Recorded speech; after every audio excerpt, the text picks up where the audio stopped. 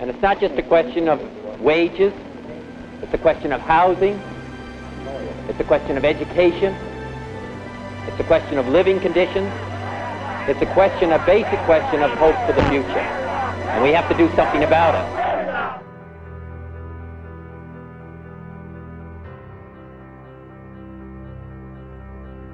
The 1960s was a time of significant change for minorities in the United States.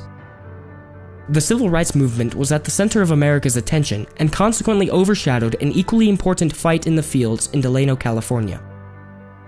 The Delano grape strikes and boycotts ultimately called into question the responsibilities of the government and local authorities to respond to unlawful conduct toward legal farm workers by their employers.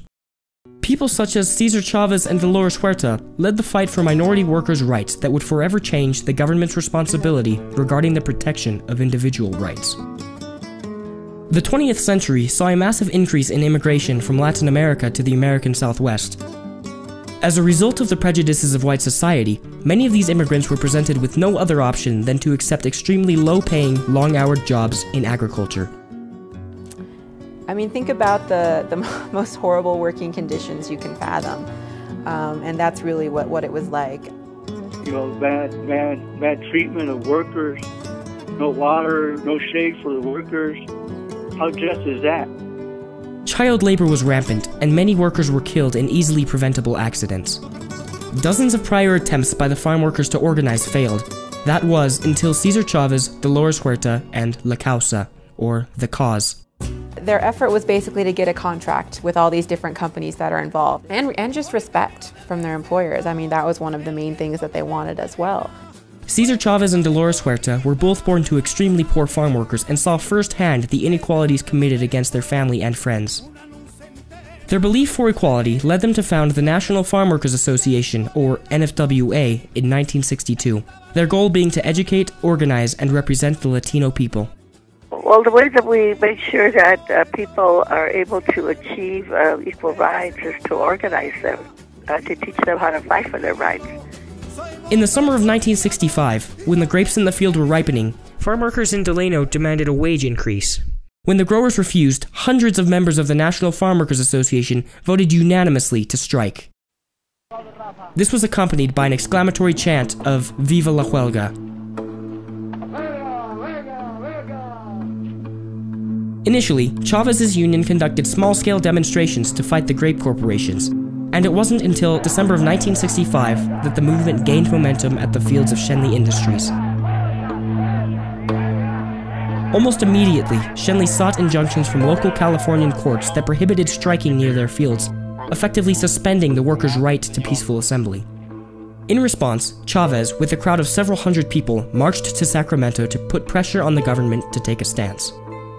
Schenley soon agreed to sign a contract to improve wages and working conditions for its workers, effectively creating the first contract negotiated by the National Farm Workers. This growing conflict in Delano began to be heard around the country, leading Robert Kennedy, a senator from New York, to question the local authorities.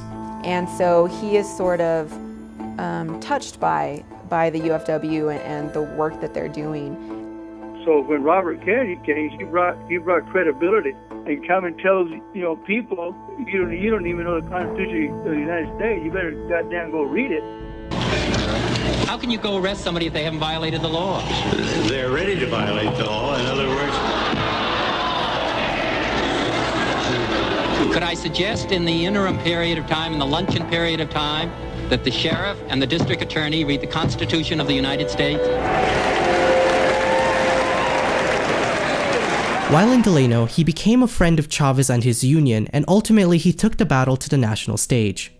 In contrast, Ronald Reagan, governor of California at the time, responded by denying the existence of a strike and eating grapes publicly in defiance to humiliate Chavez and La Causa. There is no grape strike. No one's been able to find anyone picketing the vineyards who ever worked in them. And the only contracts that were signed between Mr. Chavez's union and a few wineries that signed up under the coercion of his threats of boycott. Reagan believed in protecting the interests of businesses, whereas Kennedy believed it was the government's responsibility to protect the rights of individuals. Next came the DeGiorgio Corporation in the summer of 1966.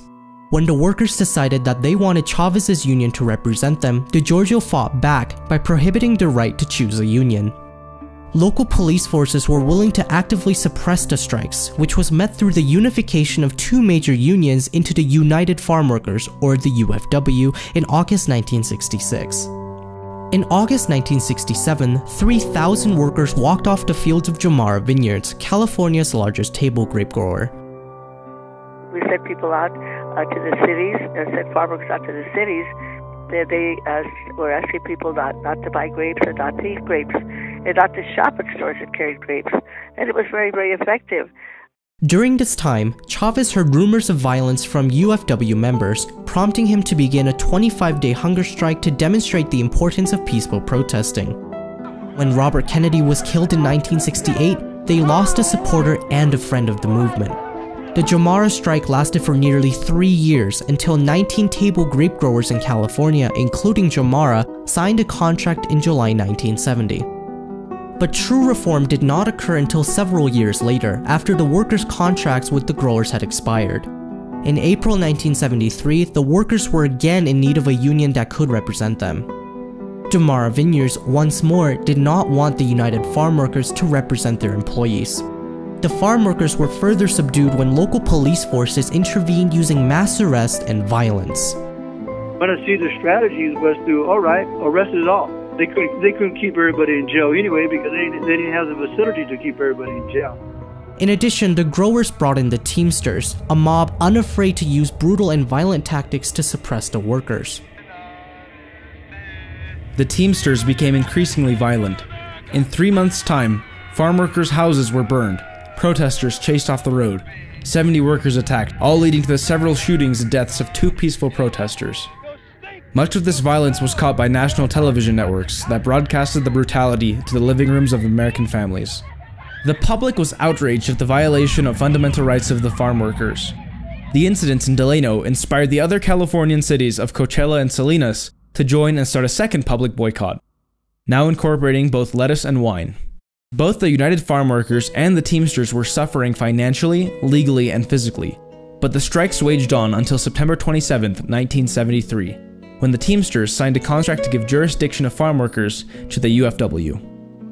When the growers saw that they couldn't sell their grapes anymore, then that's when they decided that they needed to talk and they needed to bargain, they needed to negotiate. At this time, the boycott in total had 17 million people participating nationwide, making it the most widespread and effective boycott in history.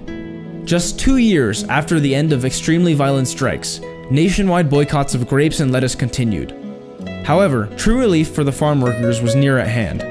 On June 4, 1975, Governor of California Jerry Brown passed the California Agricultural Labor Relations Act, which was passed to ensure peace in the agricultural fields by guaranteeing justice for all agricultural workers and stability in labor relations. It doesn't matter what part of government you're from, you have a right and responsibility to protect all people and to treat them equitably. One of the most important resulting social movements from the Delano grape strikes was the Chicano movement of the 1970s, where Latin Americans from all across the US took upon the principles of Cesar Chavez to ask for equal social treatment in their lives. I mean, to this day, when we think of the Chicano movement, we always think of the United Farm Workers. It connected this struggle for labor, which was sort of separate, with sort of these larger objectives in terms of civil rights for Mexican Americans. In addition, the strike set a precedent in regards to individuals' rights to choose a union to represent them. The United Farm Workers has grown into a large organization that is still fighting for equality for farm workers. People like Dolores Huerta have extended their fight for equality to all people in the United States, in an attempt to make America the land of the free. The Delano grape strikes and boycotts brought into question the issue of minority rights. Significant leaders such as Cesar Chavez and Dolores Huerta played important roles in organizing thousands of workers throughout California into a single, unified group. The Delano grape strikes also demonstrated the government's responsibility to ensure safety for all people. The fight for their rights against discrimination ultimately led them to petition the government and change the Californian labor code still in effect to this day. In the long term, the Delano grape strikes were not solely aimed at getting better working conditions and wages, The strikes would go on to inspire and encourage an entire wave of social change in America that would forever change how minorities would be treated in the United States.